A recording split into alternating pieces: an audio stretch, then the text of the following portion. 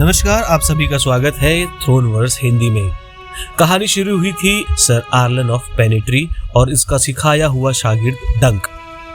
जब सर आर्लन की मौत हुई, डंक ने ठाना अब वो खुद बनेगा एक हेज नाइट, बिना जमीन, बिना खानदान, पर पूरी शपथ के साथ। रास्ते में उसकी मुलाकात हुई एक छोटे लड़के से, एग, तेज दिमाग लेकिन जिद्दी दिल वाला। 3 हिस्सों में हमने देखा डंक और एग का सफर, सर आर्लन की मौत से लेकर उस मेला नुमा टूर्नामेंट की दहलीज तक।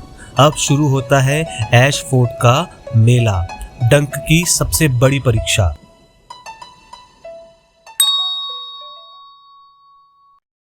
सुबह मुर्गे की बांग से डंक की नींद टूटी।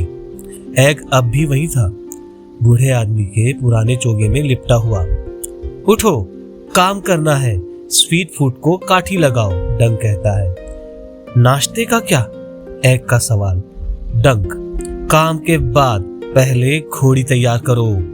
एग, मैं तो पूरी घोड़ी ही खा लूंगा।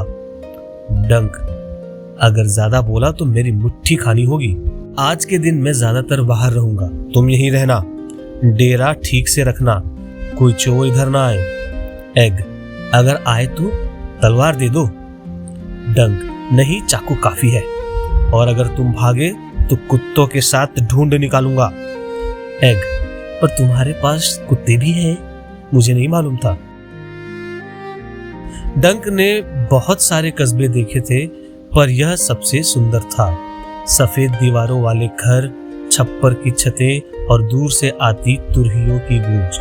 ये था एशफोर्ड का कस्बा। वह सोचता है, क्या कभी ऐसा दिन आएगा जब मैं भी अपने छत के नीचे रहूं? शायद जल्द ही। कासल के अंदर जाने के बाद डंकन की मुलाकात स्टुअर्ट से होती है। डंक, मैं सर डंकन द टॉल हूं, टूर्नामेंट में हिस्सा लेना चाहता हूं। प्लमर द स्टुअर्ट कहता है, मेरे मास्टर का टूर्नामेंट सिर्फ शूरवीरों के लिए है, क्या तुम सच में नाइट हो?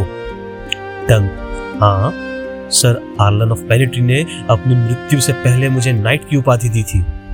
प्लमर शक से देखते हुए कहता है, अगर सच हो तो तुम्हें किसी की गवाही लेनी होगी। डंक कहता है कि मैं डोंडारियंस को जानता हूं, उनके साथ सर आर्लन ने 3 साल तक काम किया था।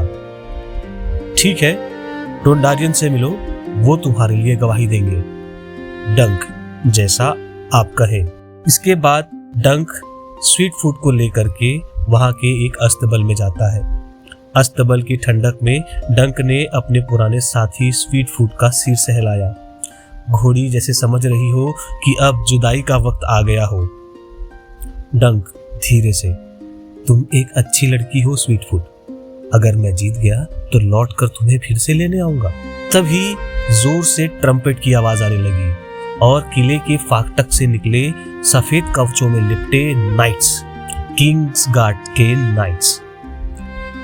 3 सिरों वाला लाल ड्रैगन झंडे पर चमक रहा था, हाउस टारगेरियन का सिजिल। डंक, धीरे से, अगर मैं सूचियों में उतरा तो क्या किसी राजकुमार से लड़ना होगा? डंक अस्तबल से बाहर निकलता है और देखता है कि किंग्स गार्ड के कुछ नाइट्स सामने खड़े हैं। वो उन लोगों से पूछता है, क्या आप भी यहाँ पर पार्टिसिपेट करने आए हैं? उनमें से एक नाइट सर डोनिल कहते हैं, हम शपथ से बंधे हैं रक्षा के लिए, युद्ध के लिए नहीं। तुम देख सकते हो पर लड़ नहीं सकते। डंक उन्हें थैंक यू बोलता है और वहां से रिलीफ होते हुए निकलता है कि कम से कम किंग्स गार्ड के नाइट से तो लड़ना नहीं पड़ेगा। डंक जानता था कि जीतने से पहले उसे कुछ खोना होगा। सबसे पहले उसे अपने साथी से जुदा होना पड़ेगा। प्लमर द स्टुअर्ट ने कहा था कि अगर तुम इस टूर्नामेंट में हार जाते हो तो तुम अपने घोड़े और अपने कवच दोनों खो दोगे, लेकिन अगर आप जीत जाते हो तो सामने वाले का कवच और घोड़ा तुम्हारा। तभी उसे एक सौदागर मिलता है, हेनरी, जिसे पता चलता है कि डंक अपने घोड़े स्वीट फूड को बेच रहा है। हेनरी कहता है, 300 सिल्वर दूंगा। डंक, उसकी कीमत 3000 है, लेकिन बहस और सौदा करने के बाद लगभग 700 सिल्वर पर तय होता है। डंक धीरे से स्वीट फूड से कहता है, अगर मैं जीत गया तो लौट कर तुम्हें फिर से ले जाऊंगा। वादा करता हूँ। हर योद्धा की जिंदगी में एक पल आता है जहां सम्मान और अस्तित्व दोनों एक साथ दांव पर लग जाते हैं।